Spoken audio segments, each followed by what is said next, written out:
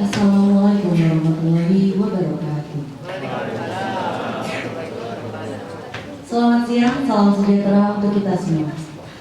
Yang saya hormati Vina Dinarikawati selaku Ketua Pelaksana.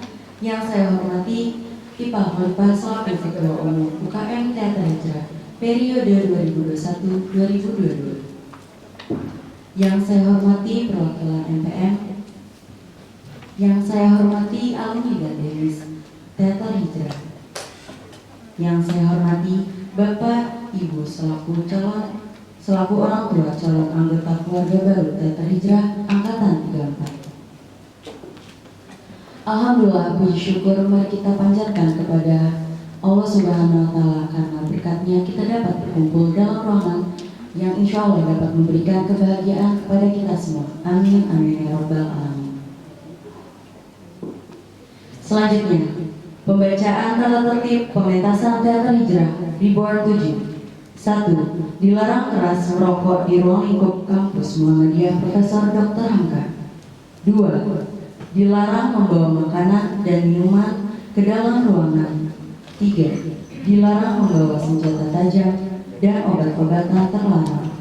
4. Mematikan nada dari handphone sebelum pementasan dimulai.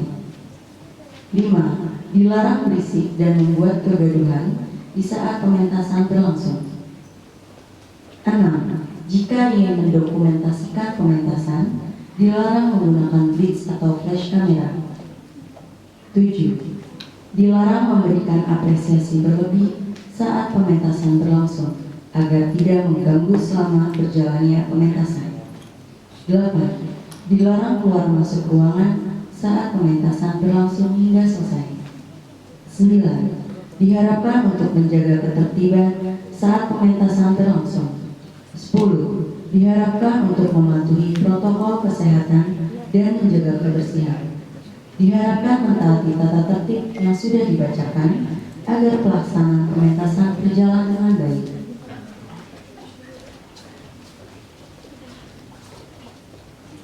Banjarsari memiliki sebuah monumen pahlawan yang terletak di tengah-tengah kota dengan tujuan untuk mengenang jasa pahlawan lokal yang gugur dalam pertempuran di masa penjajahan Belanda. Monumen tersebut tidak lagi terawat sehingga dijadikan sarang bagi Belanda.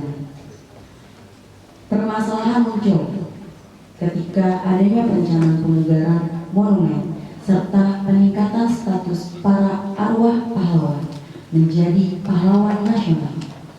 Lain hal, para arwah pahlawan yang dipertemukan justru berdebat sengit soal hakikat kepahlawanan. Lalu bagaimana para gelandangan dan para arwah pahlawan menanggapi hal tersebut? Akankah mereka bisa mempertahankan monumen tersebut?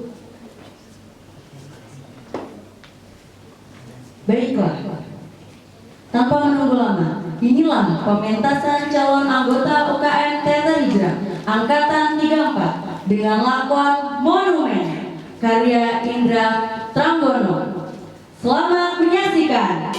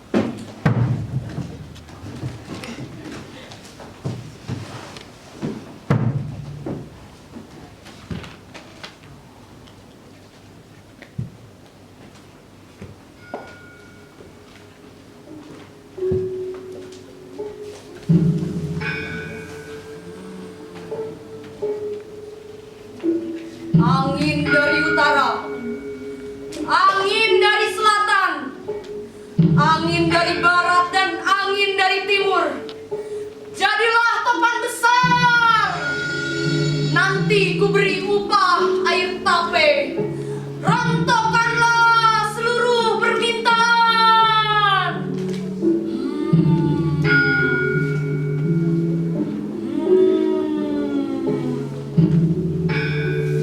Air, api, bumi dan angin, kawalah permintaanku hingga sampai ke hari Manusti, awal dan akhir perjalanan kehidupan.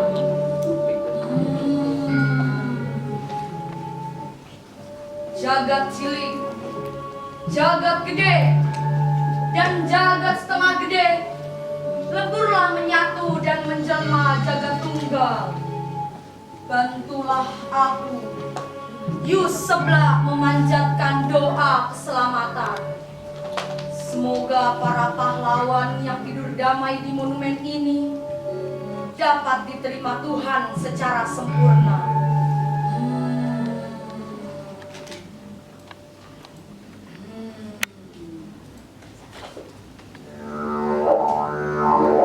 Demit tidak dulit, setan tidak doyan. Banyak orang mabuk duit, jarah milik banyak orang. Jin engkle-engkle banaspati, ada orang pendek ngaku petinggi, katanya mewujudkan cita-cita reformasi, tapi malah hobi kolusi dan korupsi. Tuak dicampur lotis, nasi basi di lubung jamur. Banyak orang pada apatis, para pemimpin pada tahu.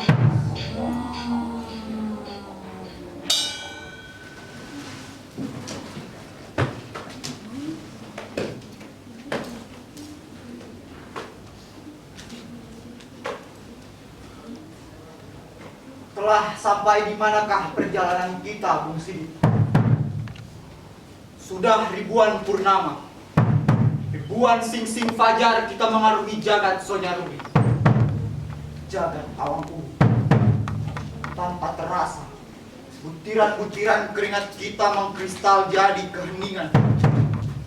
Keheningan yang sangat buruk. Rasanya baru kemarin kita meninggalkan jasad kita, Bung Wibakso.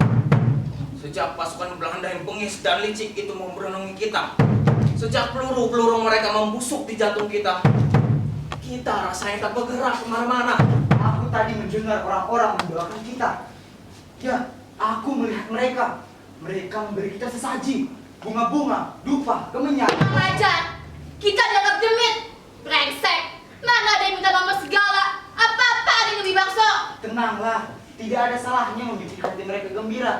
Anggap saja, ini sekedar intermezzo. Intermezzo ya intermezzo. Tapi kalau pahlawan sudah disuruh ngurusi togel, ini sudah kebangetan. Hidup mereka gelap akan jembluk. Mereka cuma putus asa. Mereka hanya bisa mengadu sama kita. Karena yang hidup tak pernah mengurusi nasib mereka. Mereka yang hidup hanya sibuk memompa ambisi untuk membangun tahta masing-masing. Ya, mereka jadi raja-raja kecil yang hanya bisa memerintah, tapi tidak untuk mengayomi. Analisismu terlalu berlebihan, Ratri. Bagiku, semua itu wajar. Bukankah mereka sedang belajar berkuasa? Belajar memerintah, belajar demokrasi. Alah, belajar demokrasi kok nggak ada rampungnya. Jangan-jangan mereka sengaja berlindung di balik proses belajar. Ada ketika mereka gagal, mereka merasa sah, tidak bertanggung jawab. Dasar otak bocor halus. Saya cuma curiga.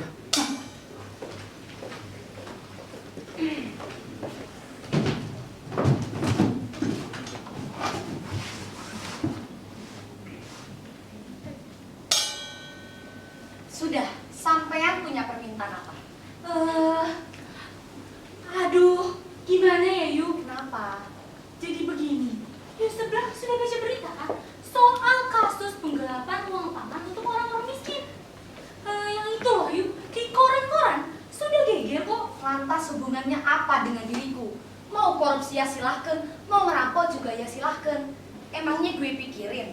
Yang penting orang macam saya ini jujur.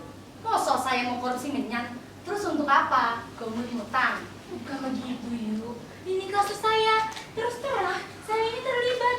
Karena itu, saya minta lolos dari pemeriksaan gitu loh Yu. saja berat. Sudah, cari dukun lainnya saja sana. Yuk. Tapi saya siap membayar dengan harga khusus. Sudah, yuk sebelum minta berapa? Saya paham kok menggunakan hotline untuk arwah-arwah pahlawan itu sangat sulit. Pulsa untuk mengontak lembut kan mahal. Sampai jangan celometan di sini. Ini tempat suci, sakral. Punya permintaan konjiji. Mosok pahlawan disuruh melindungi koruptor macam sampean. Pahlawan justru ngurusi koruptor. Duh, sorry yuk. Bukan begitu maksud saya. Saya ini kan orang susah. Masuk gak boleh minta perlindungan. Tapi masalah sampean ini telah menyusahkan banyak orang, termasuk saya. Dan lagi, saya ini gak punya mantra penangkal pemeriksaan bagi koruptor. Konsultasi terpaksa ditutup. Dan sampean saya persilahkan untuk go out.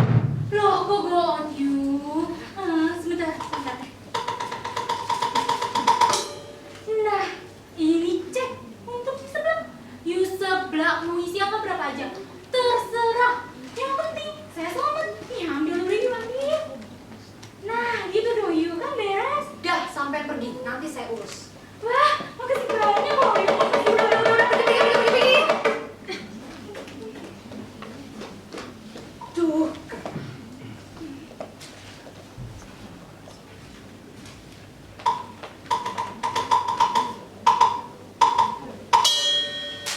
Ini cek beneran tuh. Wah, ini mah cek beneran. Aku bisa isi angka nolnya 1, 2, 3, 4, 5, 6, bahkan 10. Tapi kalau ini saya terima, saya bisa langsung pensiun dari jabatan paripurna saya sebagai promo nikmat senior. Tak perlu lagi saya saban malam mangkal di sini. Saya bisa bangun rumah, beli kulkas untuk kompresen gas, beli mobil, dan kawin dengan pacar saya. Tapi kalau terbongkar, waduh, berat saya. Akan muncul pramu nikmat yang pasti menggigirkan. Walah, aku kan tadi cuma buka praktek dukun-dukunan. Lah, kok jadi beneran? Duh, ini gimana yuk? Gini aja, cek ini akan aku simpan. Kalau sewaktu kasus itu terbongkar, cek ini akan segera saya kembalikan di hadapan para polisi, jaksa maupun para anggota dewan. Saya akan bersaksi bahwa saya ini memang anti korupsi atas nama keselamatan diri. Beres kan? Bukankah sebaik-baiknya manusia adalah yang bersikap ngambang? Coba!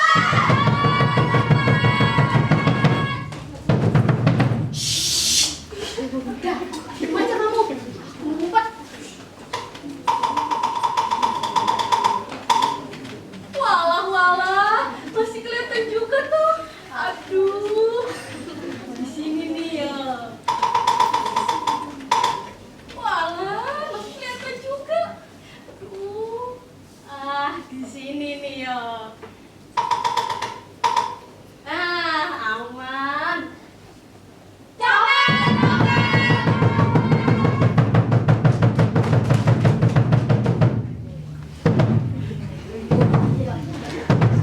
Kemana tadi copetnya?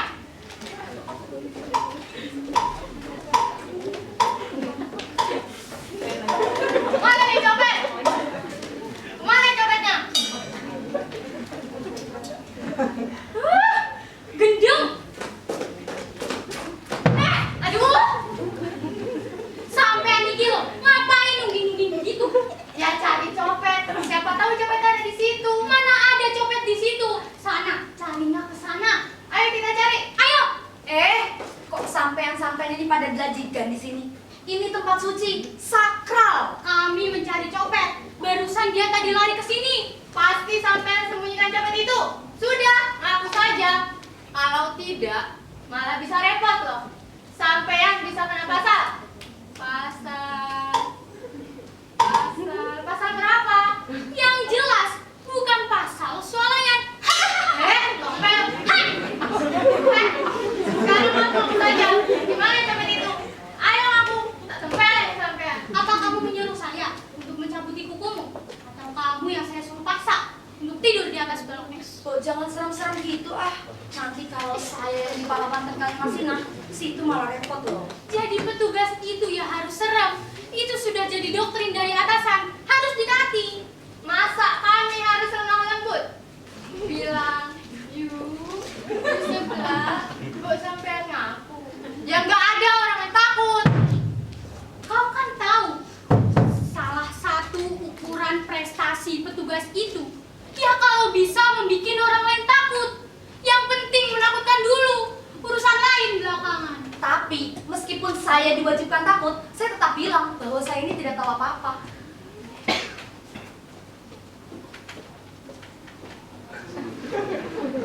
Jadi sudah saya serem-seremkan begini, kamu tetap tidak takut? Udah, pukul aja dia. Oh, jangan gitu, Mbak. Saya ini kan perempuan yang punya banyak aset. Ya kalau banyak, waduh, bisa hilang keseksian saya. Kemana copetnya? Nyuwun sewu, Mbak.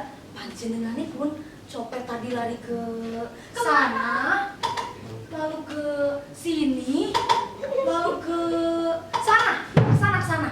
Hah, Gene ngerti. Ayo kita beri copet itu, ayo.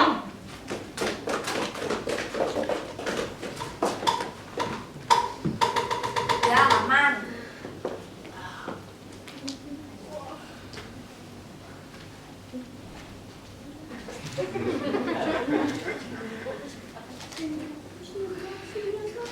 Malah, 1 juta. Aku bisa ke mall, beli sepatu, beli baju. Sumimi, nasibmu benar-benar mujur ya. Mujur apa? Nah, itu copetanmu banyak banget. Edan. Ya jelas, aku ini copet profesional. Mosok yang profesional cuman koruptor toh? Copet wajib menggunakan karir demi masa depan yang cerah. Gayamu Sumi, apa kamu ini khusus nyopet? Apa kalau sudah lulus itu dapat sertifikat segala? Ya jelas, aku ini kursus kepribadian copet. Malah aku dapat gelar segala kok. MBA, Master of Bagian Ambil Paksa. Keren banget. Wah, keren banget nih. Dosen-dosennya apa dari luar negeri? Jelas tidak dong. Dari sini saja orang-orang terkenalkan punya keterampilan sempurna soal calon. Sudah tadi sih. Nanti. Jangan dikira aku ini nggak punya andil dalam kesuksesanmu mencopet. Kalau aku tadi tidak menyelamatkan kamu sudah digebuki petugas. Oh, kamu barusan dapat cek tuh tadi. Aku punya sendiri. Yalah, kau segera biar gak senang. Minta polisi untuk mengawal sekaligus meringkus kamu. Ih, kamu ini ceknya itu sudah saya buang. Dibuang? Apa selempitkan kutang?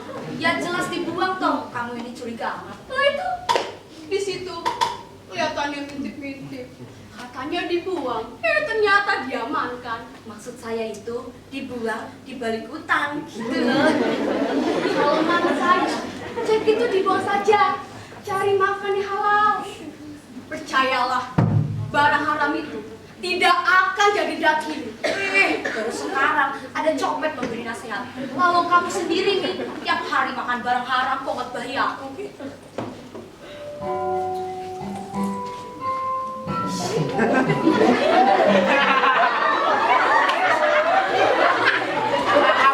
Sekarang ini luar biasa ya. Berkilat saja. Ini indah. Meskipun kadang-kadang terasa keras. Iya, keras, tapi enak. Saya. Kalau ada perubahan, kau akan diberikan RSS. Oh, apa itu, Mas? Rumah sedikit semen. Kita bisa bercinta di sana dan mengarungi benua-benua impian. Rayan Mas Karam sangat puitis. Percintaan kita jadi dramatis. Ya, begitulah Daju. Ternyata aku masih menyimpan sedikit bakat sebagai penyair. Orang yang tetap percaya pada kata-kata meskipun kadang-kadang apa makna. Mas. Iya. Mas Karam sayang. Iya saya. Tetaplah kalau makna. Dan kamu telah membawa aku ke dunia yang sangat indah. Meskipun maya. Kapal keruk tenek kencang. Tanganku hatinya mentong-tong. Hati siapa yang mententeng? Ya jelas hati saya. Kamu pikir kalian berdua itu Adam dan Hawa yang berada sama Eden itu enak saja muat kata-kata mutiara puisi halah. Bikin saya muak tau. Kamu cuma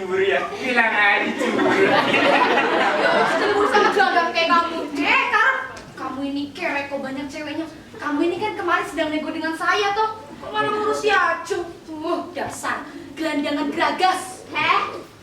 Kalau jadi sewot, mas sekarang maunya sama aku, kenapa kamu yang repot? Acung, kamu ini cuma pelatih junior di sini. Kamu pikir mas sekarang mau sama kamu? Aku ini lebih hot daripada kamu. Berita utama. Kepala Kota Praja Banjarsari, Raden Roro Yatra, merencanakan akan memugar monumen pahlawan yang terletak di Jalan Kemerdekaan. Pemugaran monumen itu akan menggunakan dana dari APBD sebesar 3 miliar. Aduh, nggak bisa di sini, jadi gembel lagi dong aku.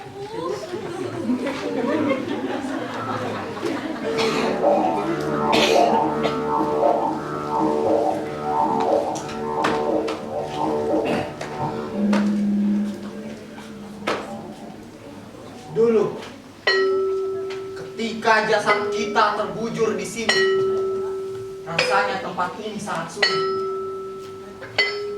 Tapi kini lihatlah, gedung-gedung menghimpit kita. Cahaya lampu berpendar-pendar. Negeri ini benar-benar megah. Tapi lihatlah di sana. Lihatlah deretan gubuk-gubuk rel dan orang-orang makan bangkai anjing. Ya ampun, bangkai anjing mereka makan dengan lahap. Itu biasa, Wibakso. Dalam dunia yang gemerlap, tetap dipelihara kemiskinan untuk dijadikan ilham bagi kemajuan. Lihatlah di sana, di gedung pencakar langit itu, orang-orang pesta dan berdansa. Ya ampun, mereka melakukan orgi, pesta seks dan pesanan. Ya ampun, punya mereka besar-besar. Gaya mereka lebih gila dari BF sekalipun. Aku jadi pingin hidup kembali. Kamu ini Darmi. Sudah jadi arwah kok masih bisa terangsang. Dasar arwah geragas. Lihatlah, mereka menawar bersama, lalu menumpahkan kata-kata siluman. Perutku mual mendengar ocehan mereka. Ternyata mereka hanya sanggup mengurus perut dan kelamin mereka sendiri. Sementara jutaan yang lain tak lebih dari angka-angka yang ditimbun untuk dilenyapkan. Saya jadi menyesal. Kenapa saya dulu ikut memerdekakan negeri ini? Aku tidak lagi pede jadi pahlawan. Ternyata kita berdiri di sini tak lebih sekedar memedi sawah. Buktinya mereka tak takut, apalagi sungkan pada kita. Mereka tetap menggaruk apa saja. Jangan tergesa menyimpulkan dulu rekan Darmi. Aku rasa mereka tetap hormat pada kita. Buktinya mereka membangun monumen yang megah. Megah kamu bilang. Apanya yang megah? Lawang kita cuma ditaruh di tempat jepit kayak gini. Pahlawan kok diselempitkan. Kamu terlalu sentimental, rekan cempluk. Justru kita ditaruh di sini, di antara gedung-gedung mewah itu, agar kita dapat menyaksikan kesuksesan anak cucu. Tapi mereka menyembunyikan begitu banyak kegagalan. Di balik kesuksesan yang kamu banggakan itu, Ratri. Mungkin saja begitu. Dan kalau ada setitik borok di sekujur tubuh yang utuh, itu wajar. Tapi bagaimana jika setitik borok itu hanyalah tanda dari kanker besar yang menggerogoti tubuh? Bagaimana, Bagaimana? Aku sendiri mencium bau bacin itu rekan Darmi. Dan saking menyengatnya, hingga arwahku pun bangkit. Ternyata aku mencium jiwa bangsaku yang sakit. Dan kok orang segitu banyaknya aku berlomba-lomba untuk sakit jiwa. Kalian ini sukanya mendramatisasi masalah. Wajarlah kalian ini terus gelisah. Itu karena kalian kurang ikhlas dan terlalu banyak menuntut. Dan untuk apa kalian terus menuntut? Toh kita juga sudah tidak dapat lagi menikmati apa-apa. Dan satu-satunya kenikmatan hanyalah merasakan hormat anak cucu kepada kita. Apalagi mereka telah membuatkan kita patung yang begitu sempurna, begitu cantik. Padahal sesungguhnya wajahku ini kan sedang-sedang saja, tetapi ya manis. Meskipun kuakui jalatnya. Alah, pahlawan kok ngurusi kukul. Tapi bagaimanapun, mereka sangat membutuhkan kita agar mereka dikenang sebagai bangsa yang besar. Wajar saja jika kelemahan kita ditutup-tutupi, dipoles bahkan diperindah. Itu karena mereka membutuhkan citra pahlawan yang serba bersih, serba indah. Tapi kenapa wajahku tetap dibuat bopeng seperti ini? Padahal kan mereka bisa membuat wajahku sedikit cantik, sedikit keren, seperti Angelina Jolie. Atau ya setidaknya Syarifah Kartini. Tidak pernah macam ini. Ini kan membuat Rakan Jengdang menjadi malu. Padahal kalian tahu yang di wajahku ini kan karena kecepatan ledakan granat musuh. Apa aku nggak salah dengar nih? Bukannya wajah bopengmu itu karena penyakit cacar? Yang nggak ada hubungannya dengan perang. Nggak ada. Hanya terlambat imunisasi saja. Imunisasi Belanda. Nggak suka. Syukurilah Darmi. Justru bopeng di wajahmu itu membuktikan kalau kamu ini pahlawan asli. Tidak dipoles-poles. Sama seperti aku.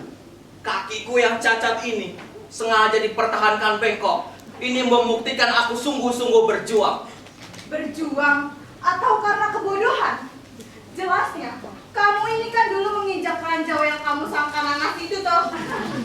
Udah jujur aja. Kalau mau jujur-jujuran, kamu ini sebenarnya tidak layak jadi pahlawan. Apa itu dapur umum? Apa itu kayu mayur? Cuman karena kamu ngolok sambal terus kelilipan peluru dan langsung kedel jadi pahlawan. Betapa mudahnya jadi pahlawan. Bawa iso. Loh, kok lantas nunda-nunda kepahlawananku? Desa picik, kamu kira pahlawan itu yang hanya mampu senjata? Dadedor, kelepek. Tapi cuma kepala itu, iya. Lalu tanpa malu menyematkan gelar jenderal besar di dadanya sendiri itu. Kalian pikir hanya laki-laki yang berhak menjadi pahlawan? Sedangkan kami, kaum perempuan, hanya berhak menunggu laki-laki pulang dan rela dilucuti dengan telanjang. Lalu kalian seenaknya menjelajahi setiap jengkal tubuh kami sambil bercerita tentang dahsyatnya pertempuran. Kalian ini tidak adil, sekaligus anarkis. Anarkis campur sadis.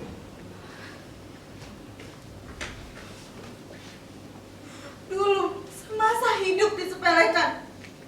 Sekarang pun setelah mati tetap diremehkan. Kalian ini tidak adil. Apa hanya karena aku perempuan lantas disepelekan? Kalian ini benar-benar tidak sensitif gender. Ada yang meremehkan kamu, Cemplu. Bahkan kami sangat bangga. Bangga-bangga apa? Lawang patungku saja ditaruh di belakang. Bahkan sudah jadi patung pun perempuan tetap diperlakukan tidak adil. Tapi peletakan patung ini ada dasarnya. Kami semua memang pantas ditaruh di depan. Itu karena dulu kami berjuang di garis depan. Sedangkan kamu kan di dapur umum. Ya wajar ditaruh di belakang. Ini sudah adil. Tapi kalau nggak ada dapur umum, kalian ini clearance. Apa kalian memakan peluru? Kami akui, itu kami akui. Tapi kalau ditimbang-timbang, jasamu itu tidak sebesar jasa kami. Jadi sudah cukup lumayan kamu ini dianugerahi gelar pahlawan. Aku juga nggak minta dianggap sebagai pahlawan. Nggak minta. Meskipun tidak juga menolak. Dari segi nama saja, aku ini memang tidak pantas dianggap sebagai pahlawan. Biasanya, pahlawan perempuan itu namanya bagus dan gagah. Raden Ajeng Kartini, Cut Nyadin, Cut Mutia, Dewi Sartika atau Nyai Ageng Serang. Loh kok aku cempluk. Aku sendiri malu. Tapi apa boleh buat, biarlah fitnah kepahlawanan ini ku terima dengan sukacita. Sejarah telah menjadi gembong paling aman untuk menyimpan rahasia kita. Seluruh rahasia kita akan dilindungi sejarah. Kita dengar sendiri berita di radio tadi. Monumen ini akan dipugar. Nama kita pun akan semakin menjulang. Dan generasi demi generasi bangsa kita ini akan selalu mengenang kita. Itulah anugerah terindah serupa sorga. Impian terindah dari segala impian. Tak sia-sia dulu aku dengan jantung berdegup menerobos kantung-kantung musuh untuk mendapatkan bocoran informasi. Para KNIL, tentara bayaran penjajah itu, begitu tololnya menyangka aku ini sekutu. Padahal kan, sesungguhnya aku ini seteru. Dan aku tertawa terpingkal-pingkal ketika melihat mereka gagal menyerbu kantung-kantung gerilyawan yang mereka anggap kaum ekstremis itu. Dan kebahagiaanku pun terbuncah-buncah ketika para menggempur musuh tanpa ampun. Kamu memang mata-mata yang cerdas dan cemerlang. Aku masih menyimpan kenangan yang sangat manis. Ya, pertempuran di Watu Gilang. Berkat informasimu, aku berhasil menghalau dan melumpuhkan musuh. Apa? Aku? Enak saja kamu bilang aku. Padahal dulu kamu lari terbirit-birit ke hutan dan ke gunung. Dan tanpa malu, kamu malah menyebutnya bergerilya-gerilya. Lalu soal pertempuran Watu Gilang itu, kamilah yang menghadapi musuh satu lawan satu. Kakiku yang cacat ini menjadi saksi sekaligus tumbal keberhasilan kita menyapu serangan dan ranjau. Tapi akulah pemimpin serangan itu, Sidik. Akulah yang punya inisiatif untuk melakukan serangan fajar. Pemimpin? Siapa yang telah mengangkat kamu jadi pemimpin? Waktu itu, kita semua sama-sama pemuda yang hanya bermodal nyali. Jadi tak ada jabatan, tak ada hierarki, tak ada koordinator, apalagi pimpinan produksi. Jadi untuk apa kamu membangga-banggakan perjuanganmu yang kosong itu, Bung Wibakso? Kenapa kamu dan Ratri sibuk menghitung-hitung jasa yang sesungguhnya hampa? Sidik, belajarlah kamu menghargai orang lain. Menghargai aku, menghargai Ratri. Nyawaku, ku pertaruhkan demi kemerdekaan. Juga tubuhku. Jutaan pori-pori tubuhku ini menjadi saksi ketika itu demi mendapatkan bocoran rencana serangan. Aku mendadak disergap tentara bayaran penjajah itu. Mereka melumat tubuhku.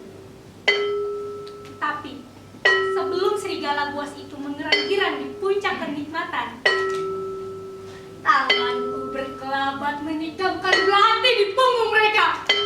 Aku mengamuk. Kutikam jantung mereka.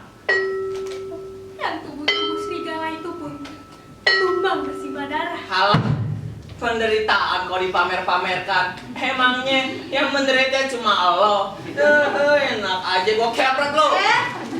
Betawin aku, betawin besok. Sewot amat tuh kok. Kalian ini bisanya cuma cengengesan dan sombong. Tak mau sedikit pun memperhitungkan pengorbanan kami. Hingga kalian tak merasa malu dan menganggap diri kalian paling pahlawan di antara pahlawan.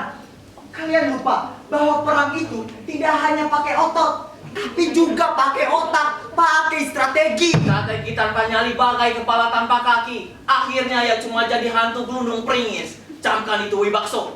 Tapi otak dan otot tanpa dapur umum juga sia-sia. Camkan itu Bung Sidik. Kenapa kita meributkan masing-masing keunggulan kita? Kenapa kita tidak akui saja bahwa kita ini saling membutuhkan? Karena itu, rencana pemugaran monumen dan pengajuan peningkatan status menjadi pahlawan nasional itu mesti kita rayakan bersama.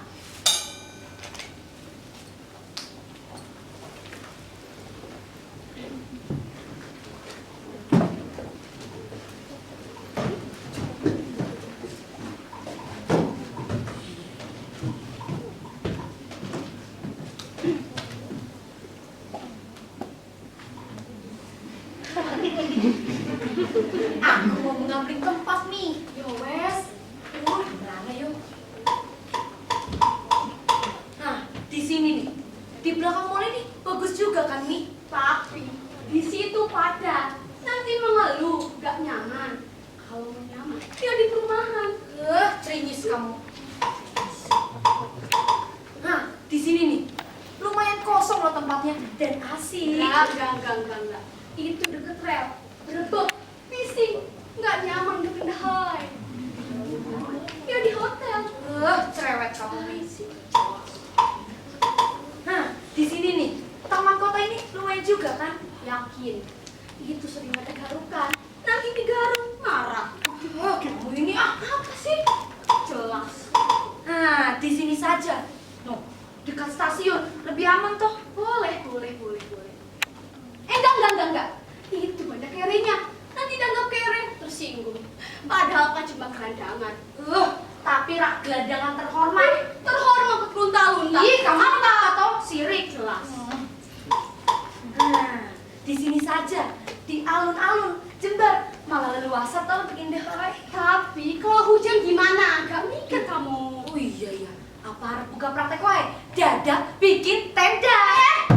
Pemugaran ini baru rencana, kamu udah sibuk ambil tempat. Memangnya punya kota itu kamu? Iya, apa? Kataku suruhku.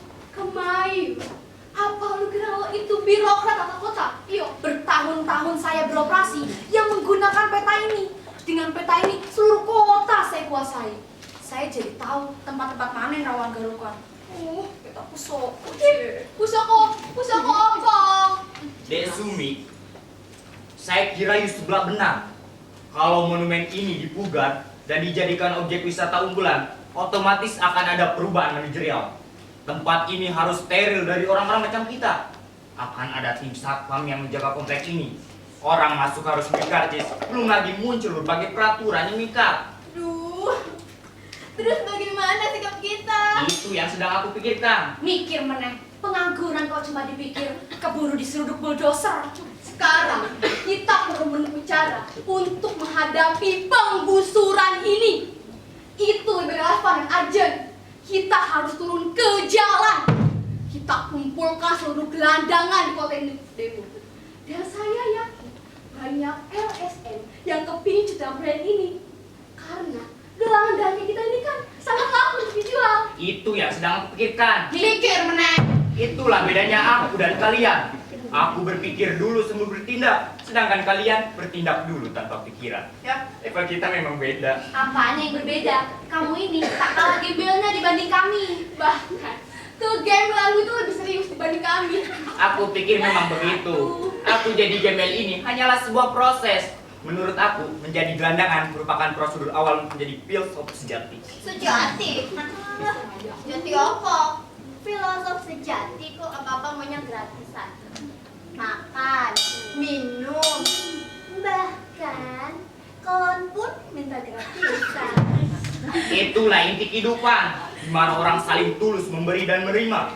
Itulah yang disebut hidup yang sejati. Tak ada jual beli, tak ada negosiasi. Lah, kamu ini maunya menerima terus, tapi tak pernah memberi. Aku pikir hidup ini untuk memberi, Jeng, bukan untuk meminta. Filsafat lagi, filsafat gratisan aja kamu bangga-banggakan. Makan filsafatmu itu, makan. Orang kita mau digusur paksa kok kamu malah ngoceh. Loh, aku ini bukan ngoceh, tapi memberikan ide-ide cemerlang. Menurut aku, kita perlu mendesain gerakan-gerakan yang lebih kultural dan beradab. Artinya, meskipun kita ini gelandangan, ya gelandangan yang sipilis, yang beradab. Apa? Gelandangan sipilis? CIVILIZED, goblok. Ini bukan sipilis. Sipilis itu kan penyakit favorit. Enak aja ngomong sipilis. Aku ini pantang sipilis. Tapi kalau herpes atau GO sering. Dan lagi kamu ini ngomong daki-daki dengan mulut berbusa-busa itu. Yang mau apa? Kita itu butuh gerakan yang konkret. Turun ke jalan. Aku pikir turun ke jalan itu kurang anggun, kurang elegan. Kita bisa protes dengan cara lain. Misalnya, kita sengaja meledakkan monumen ini tanpa kita harus lari. Begitu monumen ini hancur dan kita binasa, maka kita pun akan dikenang sebagai tonggak perjuangan melawan penggusuran. Nama kita pun akan abadi. Dan kelak, orang-orang akan mendirikan monumen buat kita. Namanya monumen... Kere, kamu ini gila. Kalau kita mati konyol, siapa yang peduli? Siapa? Kita kan bisa mengadu ke anggota dewan. Kita beberkan semuanya. Kita juga punya hak hidup. Aku sendiri, meskipun cuma pelacur jalanan, melakukan tugas malam ya untuk mengongkosi hidup keluarga, mengongkosi sekolah anak. Wah, Jang elok tenan. Sebagai anggota kor pelacur, saya bangga.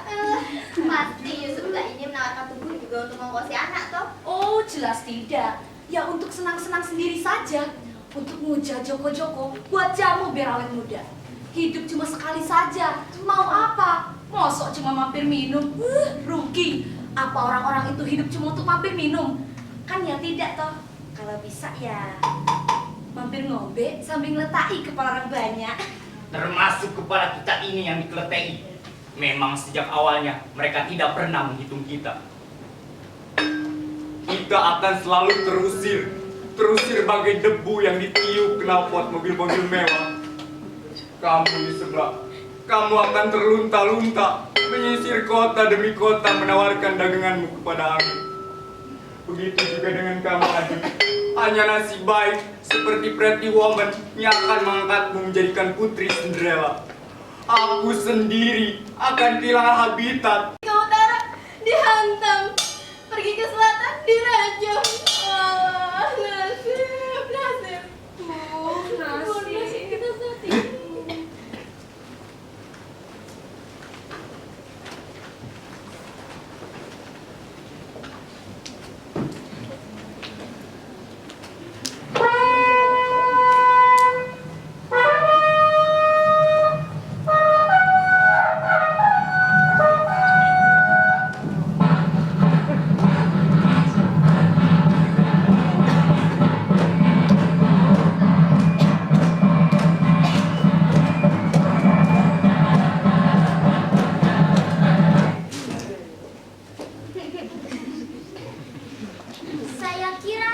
Sayang sekali jika monumen sepenting dan seindah ini hanya menjadi sarang gelandangan. Saya bisa menjamin 99,9% seluruh warga akan mendukung rencana kita memugar monumen luhur ini. Saya kira Ibu Kepala Kota Praja bisa sedikit menekan para anggota dewan untuk menyetujui proyek itu. Bukankah Ibu sendiri sudah ingin mobil? Kamu ini memang cerdas dan tangkas. Dalam kalian. Tapi aku masih memiliki ketebalan iman. Meskipun idemu untuk ganti mobil cukup menarik. Iman dan mobil mewah itu tidak ada hubungannya, Bu. Maksud saya, tebal tipis iman seseorang bukan yang menjadi faktor untuk memiliki sebuah atau dua buah mobil mewah. Jadi yang penting itu mobil mewah baru iman. Tapi jelek-jelek ini aku birokrat pejuang birokrat. Jadi soal pamrih, aku agak kurang sensitif. Rencana ini murni demi mengharumkan dan menjunjung tinggi nama pahlawan. Perkara cipratan proyek itu bonus. Dan kalau perlu, bonusnya yang diperbesar, Bu. Soal monumen ini, saya sudah melakukan lobby ke teman-teman anggota dewan. 77% mereka oke. Menarik. Ini menarik. Sebab proyek ini dapat mendongkrak citra kota kita. Baik secara kultural maupun secara finansial. Nama kota kita melambung, kas pendapatan kita menggelembung. Ini toh yang namanya sekali kayu, 2-3 proyek jadi rezeki. Coba sekarang kamu tinjau pahlawan mana yang layak statusnya kita tingkatkan jadi pahlawan nasional. Siap, Bu.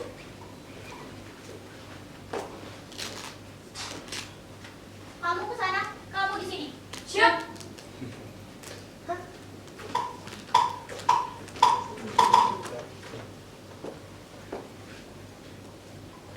Kalau yang ini, gimana, Bu? Saya kira pengorganannya tidak bisa dilakukan. Dapur umum, ngolek sambal, matanya kelipang peluru, luar biasa kan? Tapi itu tadi, Bu, Nimas Bujono alias Cempluk ini sebenarnya tak punya potongan jadi pahlawan. Lihat saja wajahnya. Urat-urat yang ada di sana adalah urat-urat susah. Pahlawan kok memelas, jerimini, kiwa-kiwi. Jadi kesimpulannya, Menurut saya tidak layak. Tapi terserah Ibu. aku juga sependapat. Pahlawan itu harusnya melayani, meskipun tidak harus pay. Kalau yang itu,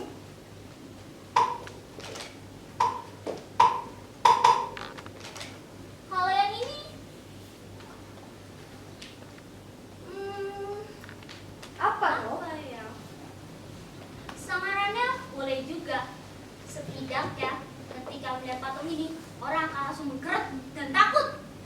Tapi ya maaf, kurang intelek. Dung! Topel! Kamu ke saya? Enggak. Kurang ajar. Aku aja daripada kamu saya mutasi jadi bang weda. Berani sumpah. Sudah. Kalau yang ini, Wah. Kalau yang ini, tongkrongannya boleh juga. Kayak Rambo. Lihat saja, tubuhnya yang mentekol, kekar, dan berotot.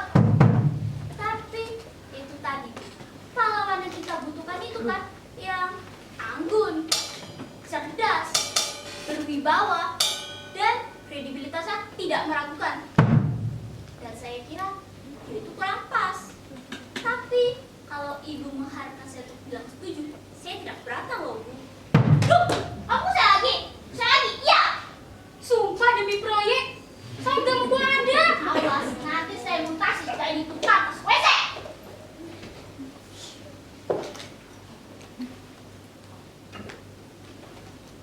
Gimana, Bu, dengan ide saya tadi? Kalau Ibu ingin memaksa saya untuk bilang setuju, saya tidak keberatan loh, Bu. biasanya aku selalu menselok-selokkan orang untuk bilang setuju. Tapi kali ini aku kurang berselera. Benar betul. Kita butuh simbol kepahlawanan yang mencerminkan kecerdasan, kejujuran, keberanian, dan kewibawaan. Aku kira Dua pahlawan ini sudah masuk dalam rekomendasi. Apalagi tim sejarah yang aku buat sudah memberikan rekomendasi itu. Persis. Saya kira hanya Raden Mas Wibakso dan Den Rararati yang layak menerima peningkatan status menjadi pahlawan nasional. Mereka adalah sepasang pahlawan yang akan menjadi ilham bagi anak cucu. Rencana ini akan aku usut ke pusat. Kamu siapkan budget dan juga cari arsitektur untuk pemugaran monumen ini. Siap, Bu. Laksanakan. Mari, Bu, kita ke agenda selanjutnya.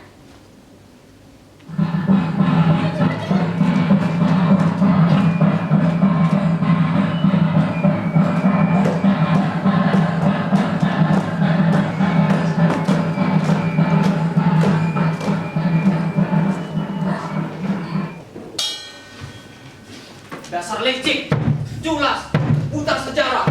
Ternyata kita ini tidak dianggap. Ternyata kita ini murahan. Ternyata kita hanya dijadikan pelengkap penderitaan yang benar-benar menderita.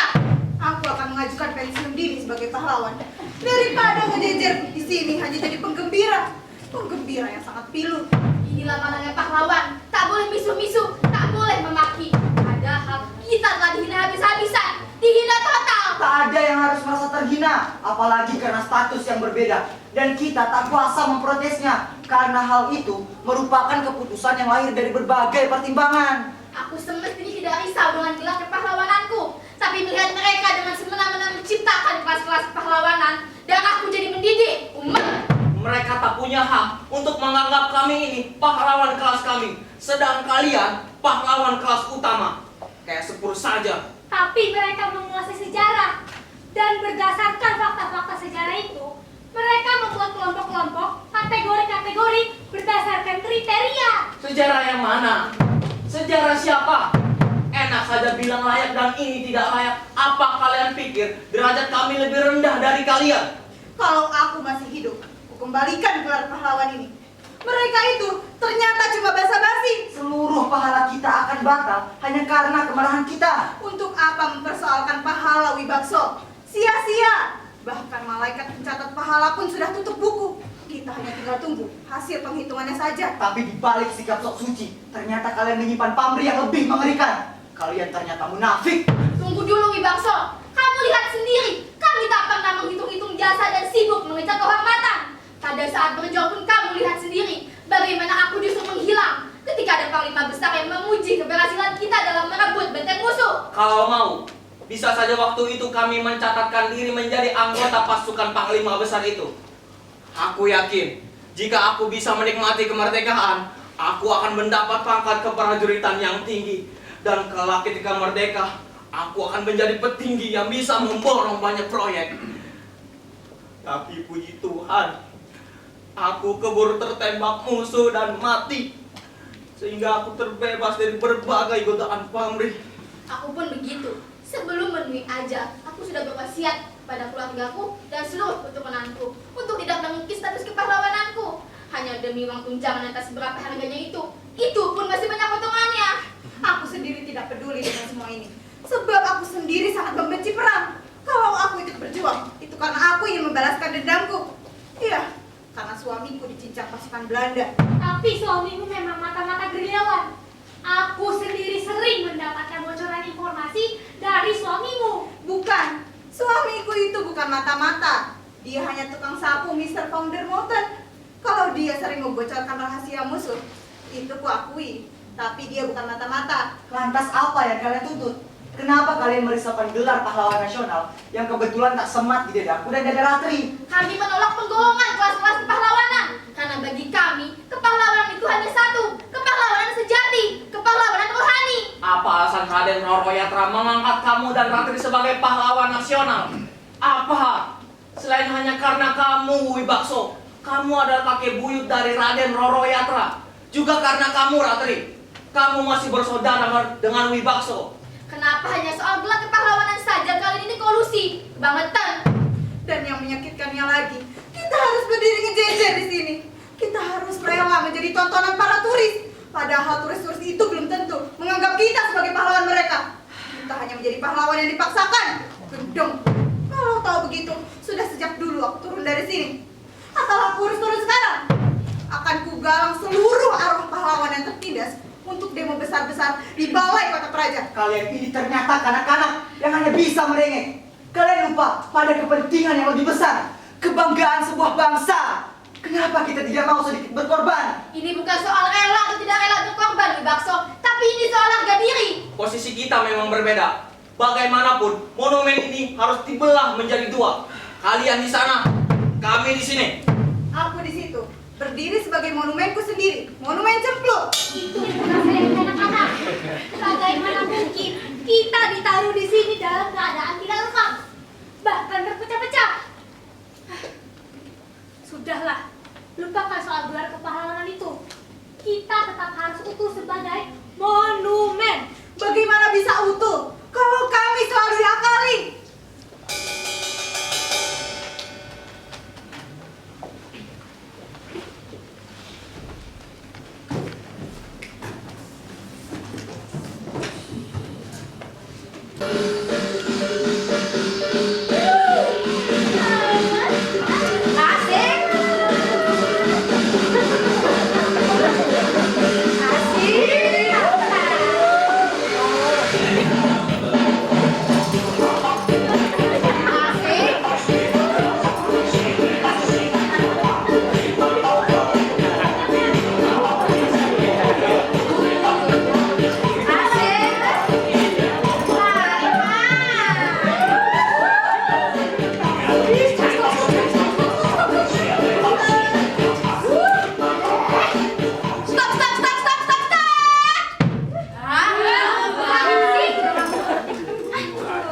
Rakyatku sekalian, dengarkan, aku ingin berpidato.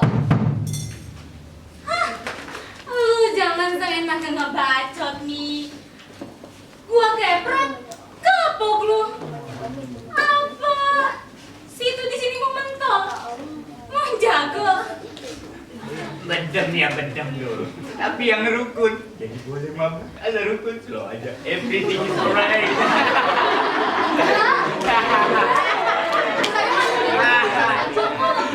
Soal Halah, berita. Berita apa?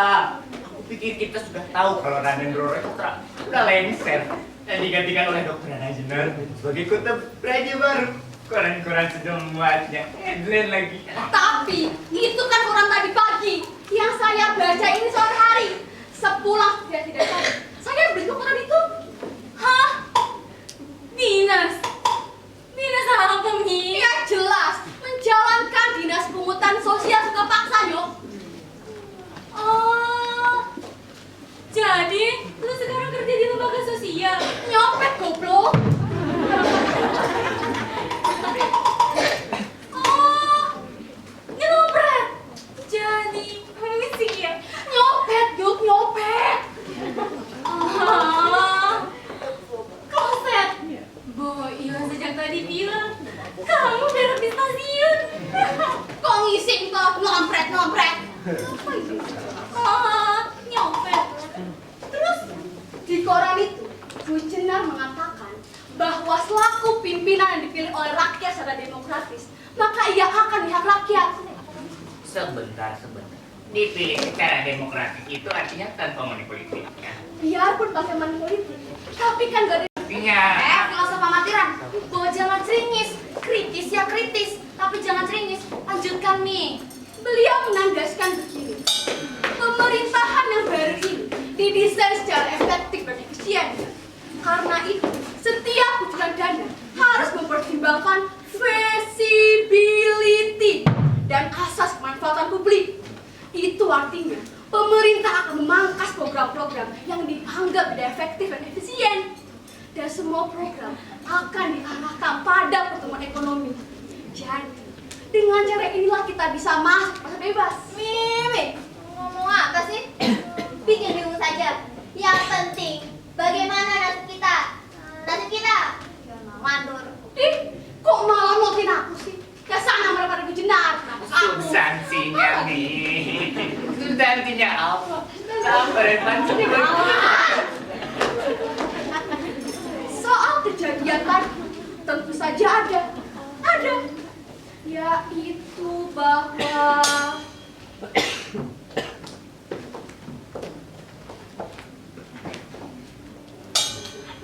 rencana pemugaran monumen pahlawan kemerdekaan kami nilai mubazir.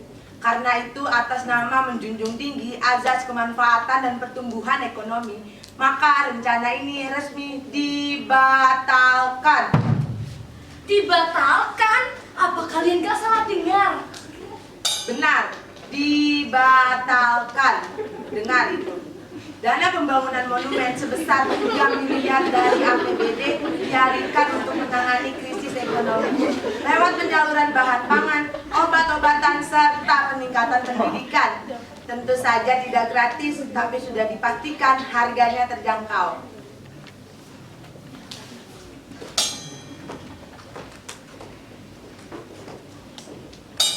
Jadi, mulai detik ini, kita dalam bingung dan cemas. Bu Jenar baik sama kita, tidak mengutip monumen ini. Aku pikir itu bukan baik hati, tapi kewajiban. Nah, ceringis meneh, tak tahu paruh kapok we. Bu sudah, kita nggak usah macem-macem. Yang penting kita bisa tinggal di sini, sudah cukup. Jatahnya wong cilik itu, ya cuma manut atasan. Pokoknya, keputusan ini harus kita rayakan. Musik!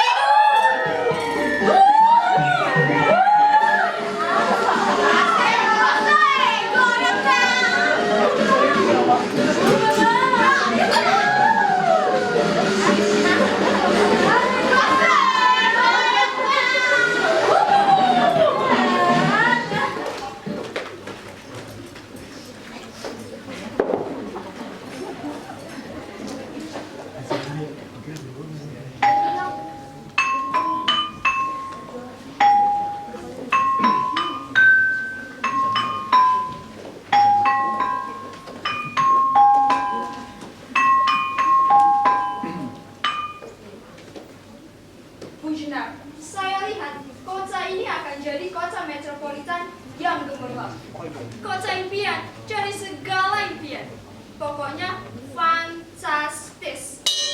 Berdasarkan insting bisnis saya, kota ini akan melampaui Jakarta. Ya setidaknya bisa setara lah. Asal Bu Jenar bisa merangkul konglomerat macam saya. Aduh, Bu Puspa ini terlalu berlebihan. Lihat saja, kota ini terlalu kecil untuk dijadikan metropolitan. Jangan terlalu merendah, apalagi merendah untuk sombong, Bu Jenar. Anda ingat Singapura? Negara itu hanyalah pulau-pulau kecil yang luasnya mungkin sama dengan kota ini. Tapi Anda lihat sendiri, Singapura menjadi kota bisnis paling menyilaukan di Asia. Kuncinya sederhana, terbuka bagi penanaman modal asing. Saya kira biarlah kota kami ini menjadi kota kecil yang nyaman bagi penghuni. Kami sudah sangat bangga dengan sebutan kota budaya. Kota yang melahirkan berjuta orang pandai di negeri ini. Kota yang nyaman untuk menetaskan berbagai pemikiran. Maaf Bu, tidak terlalu berlebihan kalau kota ini mempunyai banyak sekali lokal jenius. Apalagi orang-orang lokal yang merasa so jenius. That's right Army, that's right. Tapi begini, kalau you mengikuti perkembangan kota-kota besar di dunia, maka tidak mungkin mengelak dari gelombang besar pasar bebas yang menjadi bagian erat dari gelombang kesejajahan. Yes, gelombang mondial dan gelombang yang membuat dunia ini hanya sebesar kelereng. Sorry, Anda punya internet? Maaf Bu, internet saya terlalu malas untuk mengakses situs-situs perdagangan yang tidak jelas cenderungannya. Tapi perdagangan ini sangat eksat, laba dan ruginya jelas. Investasi, saham, dan falas juga jelas definisinya. Jadi saya sedikit merasa aneh mendengar ada orang yang bingung sehingga kurang bisa membedakan antara falas dengan salas. Maaf Bu Puspa, saya kira Bu Armi ini bukannya tidak tahu, tapi sengaja tidak mau tahu. Ya maklum saja, beliau ini kan dulu seniman yang kini tersesat menjadi birokrat. Tersesat atau menyamar? Jangan-jangan karena beliau ini dulu gagal jadi seniman, makanya balik ke biang jadi birokrat. Oke Bu Jenar, kembali ke penawar saya. Kalau Bu Jenar setuju, saya akan mendirikan mall di sini. Tidak banyak, cuma 5. Saya lihat kota ini memiliki daya beli yang kuat. Lahan kami terlalu sempit untuk itu, Bu. Kami terlanjur merencanakan pembangunan berbagai sekolah, khususnya sekolah kejuruan di tanah yang kosong ini. Tapi bisnis mall ini sangat menjanjikan, Bu Junar. Prospeknya sangat cerah. Jadi terlalu sayang untuk tidak dibicarakan. Dan lagi, saya siap menginvestasikan uang saya. Tidak dalam bentuk rupiah, tapi US dollar. Yes, dollar. Saya memang kurang terbiasa dan terlatih menggunakan rupiah. Nah, soal keuntungan itu bisa diatur. Biasanya 30/70%. Tawaran yang menarik juga. Tapi maaf, Bu, untuk membangun 5 mall di sini itu terlalu sulit. Tapi soal pembagian keuntungan itu bisa dinegosiasikan, Bu Jenar. Bagaimana kalau 35/65? Itu sudah sangat logis. Ibu tahu sendiri kan, berapa juta dolar uang saya yang sudah keluar. Sementara margin keuntungan sangat tipis. Tawaran yang menarik juga. Tapi maaf, Bu, lahan kami terlalu sempit untuk itu. Bagaimana kalau 40/60? Ini peningkatan sangat progresif. Tidak aja pedagang gila dan baik hati macam saya. Sebentar, saya jadi ingat masih ada lahan kosong yang bisa dimanfaatkan.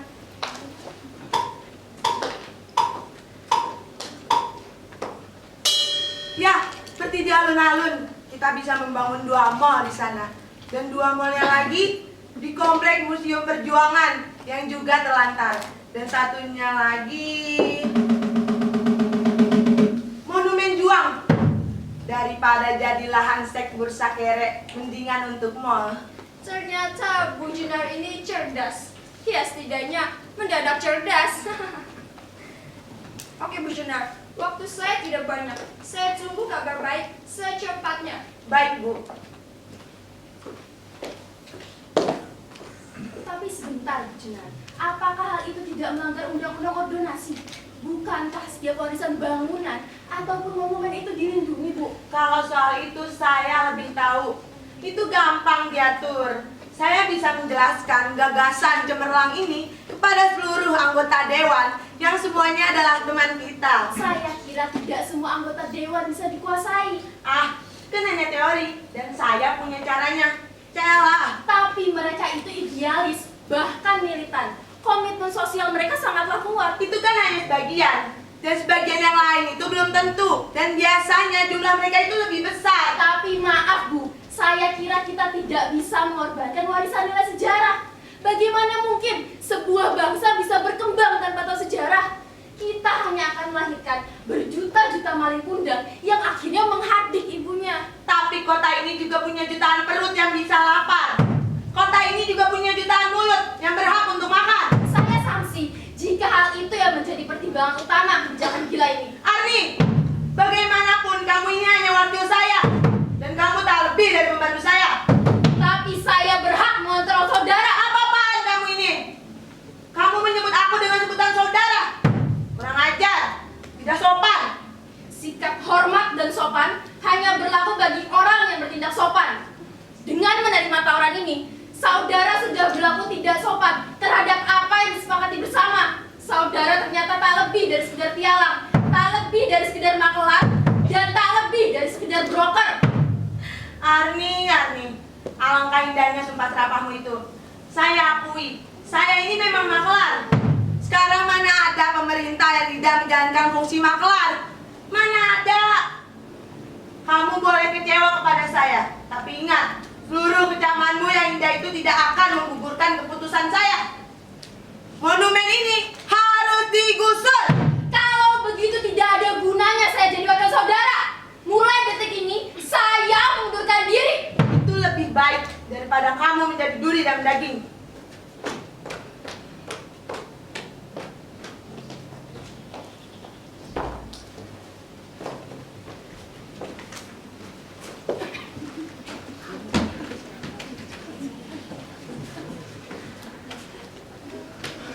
Pengkhianat, bongah, sombong, arogan dan busuk. Penguasa demi penguasa datang ternyata hanya berganti nama. Mereka tetap menikam kita dengan pengkhianatan demi pengkhianatan. Kita tak lebih dari sekedar bongkahan batu yang memukau, bongkahan batu yang membeku, bongkahan batu yang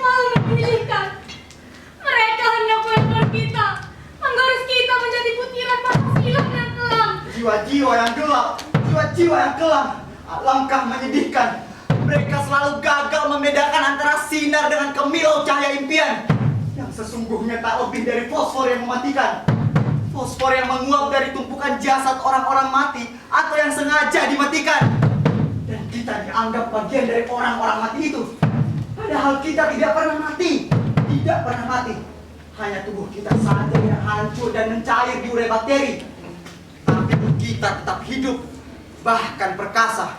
Alangkah malangnya kalian para pahlawan kelas utama. Cuma kalian akan menjulang, bahkan justru ditenggelamkan. Izin paling-paling uang. Bagi kami, pahlawan kelas kambing, penggusuran ini bukanlah masalah. Kehormatan tidak terletak di rencana-rencana, di piagam-piagam, bahkan juga di monumen-monumen. Kehormatan berada di dalam diri yang terus ditegakkan. Ada apa dengan kalian? Kenapa kalian seperti ini?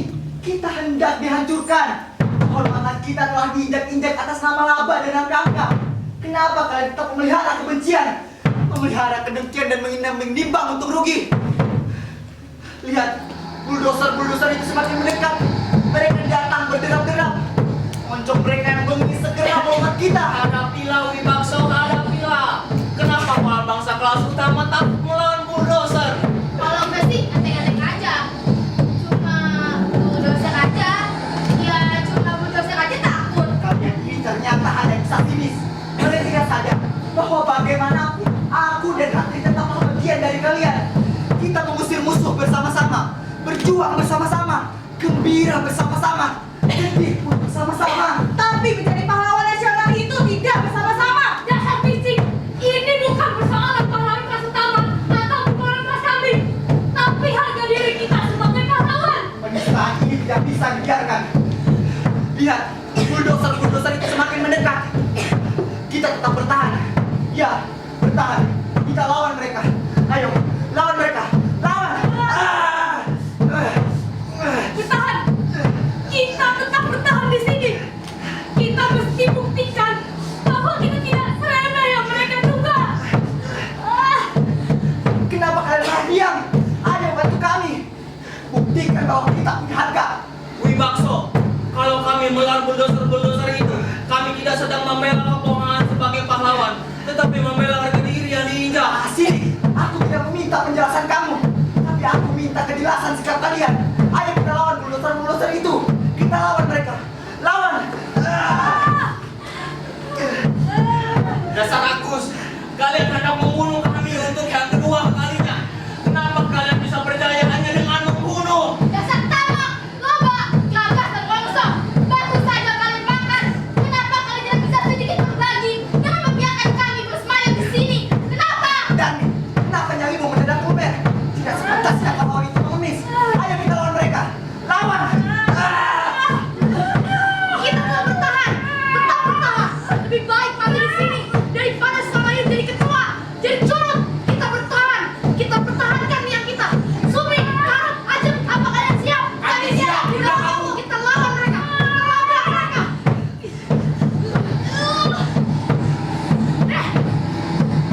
Aku pikir kita punya hidup. Kita mesti mempertahankan. Dasar buluk. Kalian yang bisa merampas. Kalian yang merampas. Kalian yang bisa memisah dan mengambil. Lawan mereka. Mereka yang hangat berpihak pada kita. Kalian mestinya malu. Ayo kita lawan bulldozer-bulldozer itu. Kita sikat mereka. Dan nih, masuklah kamu ke mesin. Cabut selang bensinnya. Hancurkan mesinnya. Sini, melencatlah kamu ke ruang kemudi. Tembak sopir itu. Ratri, hentikan roda bulldozer itu. Dan aku akan membungkam moncong bulldozer itu.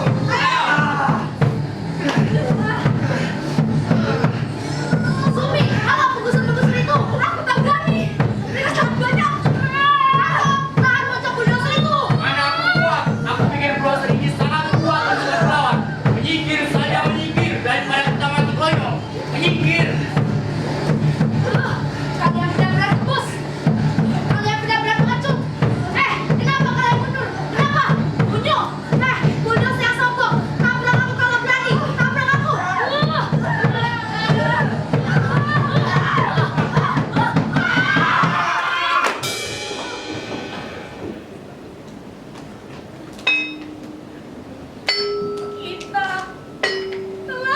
dibunuh untuk yang kedua kalinya.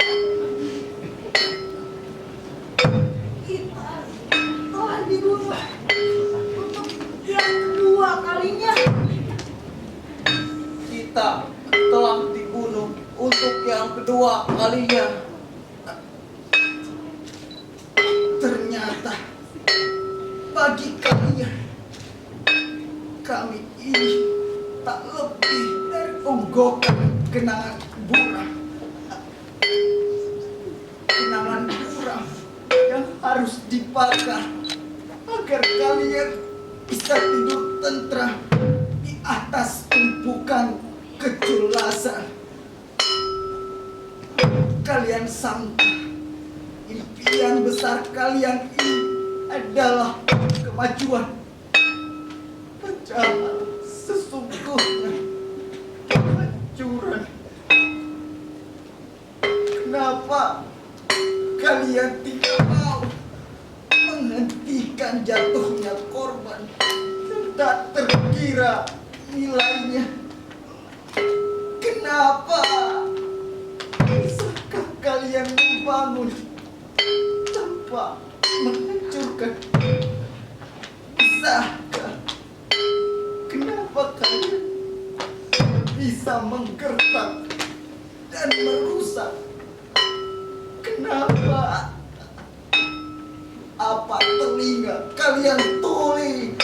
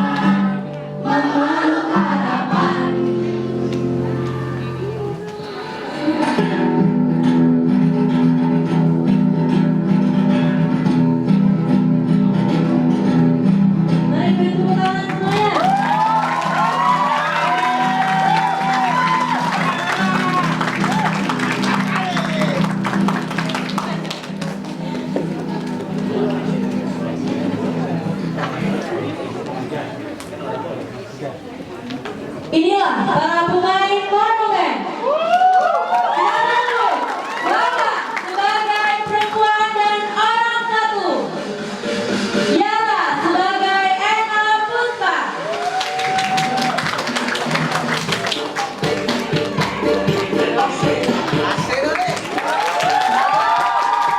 Intan sebagai petugas 2, Nagli sebagai petugas 1,